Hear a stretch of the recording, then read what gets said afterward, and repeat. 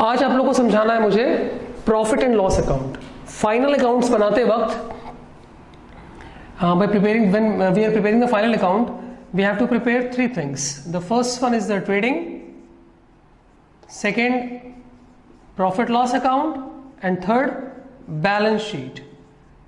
पिछली क्लासेस में मैंने आपको ट्रेडिंग का कॉन्सेप्ट जो था वो सब समझा दिया है आपको, है ना। आज मुझे आप लोगों को समझाना है प्रॉफिट लॉस। तो पहले आप थोड़ा सा प्रॉफिट लॉस की क्या ऑब्जेक्टिविटी है, यूटिलिटी क्या है, आप इसको समझ लीजिए। सबसे पहली चीज, टू एसरटेन नेट प्रॉफिट और लॉस। ट्रेडिंग अकाउंट में हम लोग ग्रॉस प्रॉफिट या ग्रॉस लॉस निकालते हैं। प्रॉफिट लॉस में हम लोग नेट प्रॉफिट या नेट लॉस निकालते हैं। दोनों का डिफरेंस समझ में आया आपको? आगे देखिए। सेकंड है to exercise control on expenses.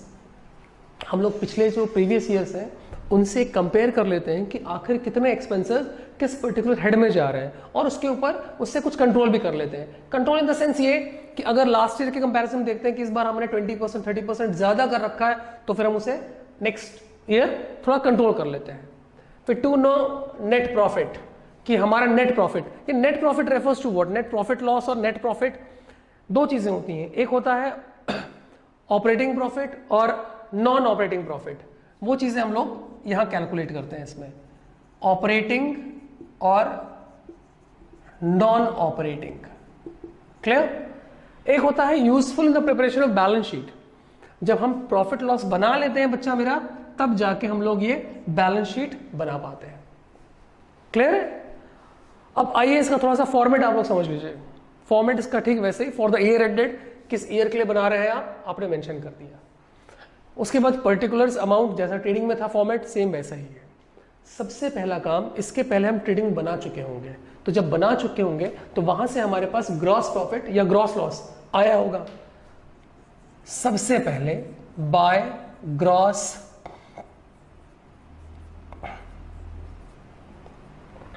Profit brought down, जो भी ग्रॉस प्रॉफिट है वो हमने यहां मेंशन कर दिया। अगर बाई चांस कुछ ग्रॉस लॉस रहा होगा तो वो चीज हम यहां मेंशन कर देंगे, to gross loss brought down. ठीक है?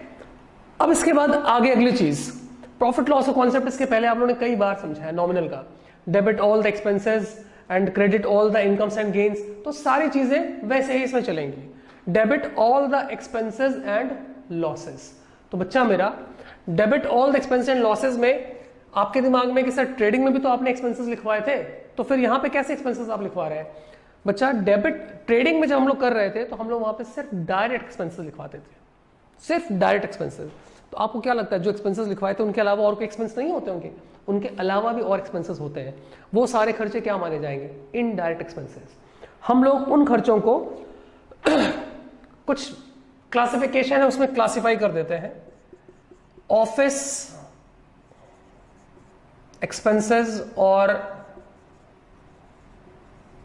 Administration expenses. ठीक है? फिर एक होता है सेलिंग एंड डिस्ट्रीब्यूशन एक्सपेंसेस। पहले इनके बारे में बात करते हैं, ऑफिस एक्सपेंसेस और एडमिनिस्ट्रेटिव एक्सपेंसेस। ऑफिस एक्सपेंसेस में आप क्या चीजें लिखते हैं? सैलरीज,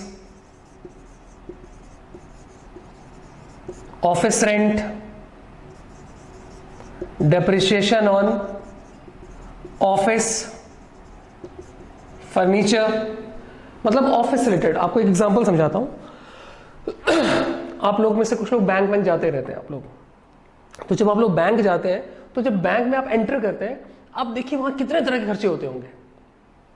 जो लोग वहां काम करते हैं फ्री में काम नहीं करते, सैलरी देना पड़ता है आपको, उसका ऑफिस का इलेक्ट्रिसिटी बिल होता होगा, उसका कुछ रेंट होता होगा, वहां जो प्रॉपर्टीज वगैरह जो एसेट्स वगैरह यूज हो रही है उनका डेप्रिसिएशन होता होगा।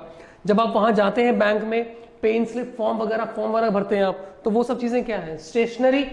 तो वो सब स्टेशनरी वगैरह आप यूज करते हैं, तो उस स्टेशनरी का एक्सपेंस होता है। वहां पे आप जब जाते हैं कुछ फोन्स वगैरह लगे रहते हैं, तो कुछ टेलीफोन बिल भी आता होगा कि नहीं? Telephone bill, clear. और इसके अलावा और कुछ एक्सपेंसेस हमारे, जैसे मान लीजिए पोस्टेज हो गया, इलेक्ट्रिसिटी हो गई, ये सारे एक्सपेंसेस बच्चा मेरे क्या है, this is not the final list. अब देखिए, अब इसको एक एक करके हम, आप रटिए मत, आप जब आपके सामने जब क्वेश्चंस आएंगे तो आप देखेंगे अरे ये एक्सपेंस तो इनडायरेक्ट एक्सपेंस है, तो ऐसा कोई क्राइटेरिया भी नहीं है कि आप उसको हेडिंग वाइज ही लिखिए, क्लियर। आप उसको डेबिट में, आपको बस ये याद रहना चाहिए कि this is a kind of indirect expenses, so we have to shown in the PL account in the debit column, in the debit side, very clear. ये हो गए ऑफिस एडमिनिस्ट्रेशन एक्सपेंसेस। इसके बाद अगली चीज हम लोग क्लासिफाई करते हैं selling and distribution expenses. To selling and distribution expenses. तो सेलिंग एंड डिस्ट्रीब्यूशन एक्सपेंसेस में हम लोग क्या करेंगे, जैसे मान लीजिए सेल्स रिलेटेड जितने भी एक्सपेंसेस होंगे, सेल्स रिलेटेड क्या क्या एक्सपेंस हो सकते हैं,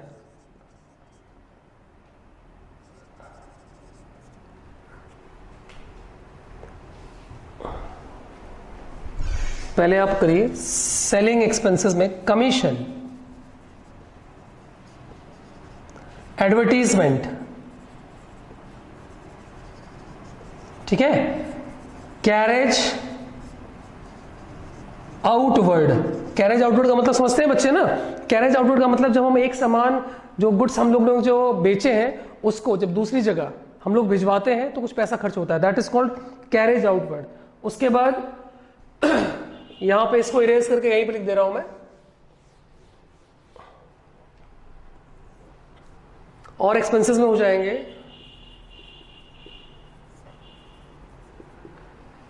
पैकिंग एक्सपेंसेस, ठीक है,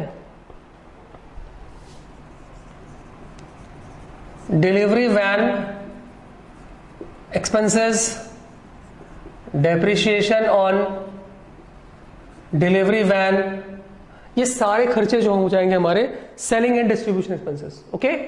उसके बाद अगली चीज आती है टू मिसलीनियस या फाइनेंस एक्सपेंसेस या मिसलीनियस। इसके बाद जो अलग से जो और खर्चे बचे जाते हैं वो सारी चीजें हम लोग इसमें डाल देंगे। जैसे मान लीजिए और क्या क्या चीजें, जैसे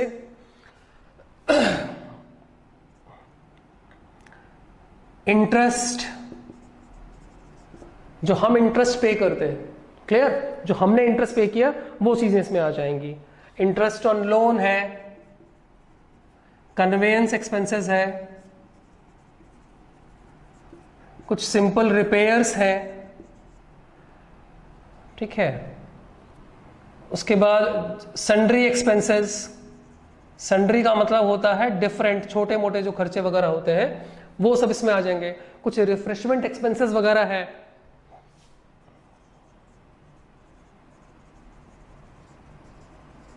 एक होता है एंटरटेनमेंट एक्सपेंस। एंटरटेनमेंट एक्सपेंसेस का मतलब क्या होता है, जो कस्टमर आएंगे उनको हम डांस वांस करके दिखाएंगे, एंटरटेनमेंट एक्सपेंसेस का मतलब होता है जो कस्टमर्स वगैरह आते हैं उनको हम लोग कुछ रिफ्रेशमेंट, कुछ चाय नाश्ता वगैरह कराते हैं, that is called entertainment expenses, clear.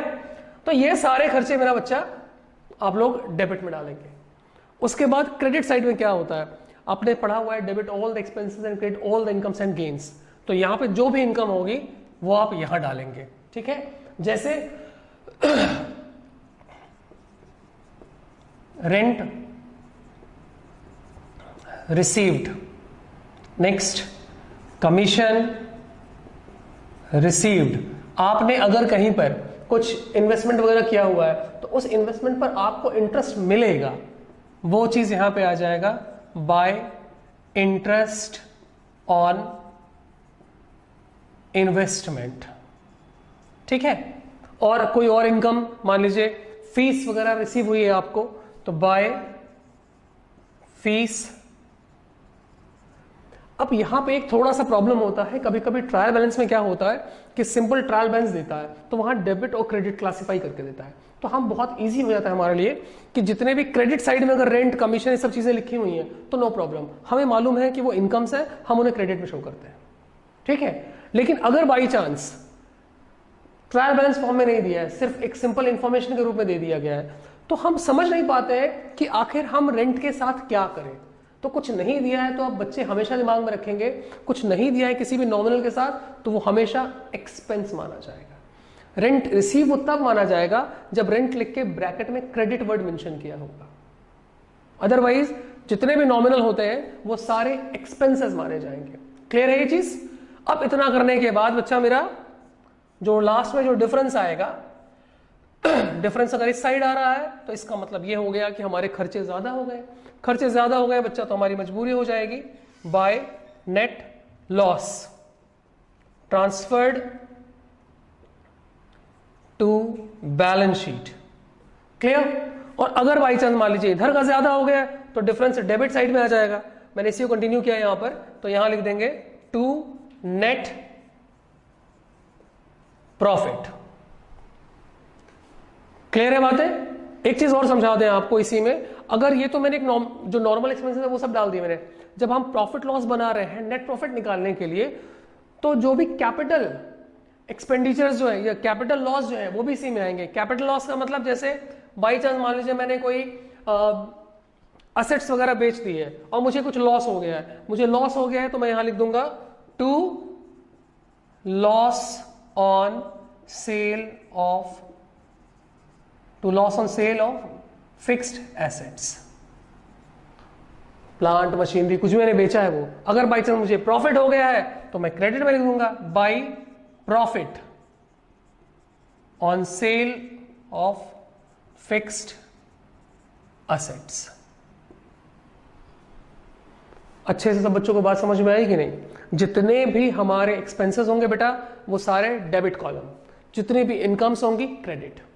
आपने ट्रेडिंग अकाउंट समझ लिया था, वहां से जो भी खर्चे बच जाएंगे सारे खर्चे इसी में शामिल हो जाएंगे। ओके?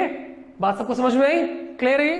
तो ये बेटा प्रॉफिट लॉस का बेसिक कॉन्सेप्ट, जो उसका फॉर्मेट है और कौन कौन से एक्सपेंसेस डेबिट होते हैं क्रेडिट होते हैं वो सब मैंने समझा दिया है। क्लियर? बाकी चीज नेक्स्ट क्लास में। Okay, thank you.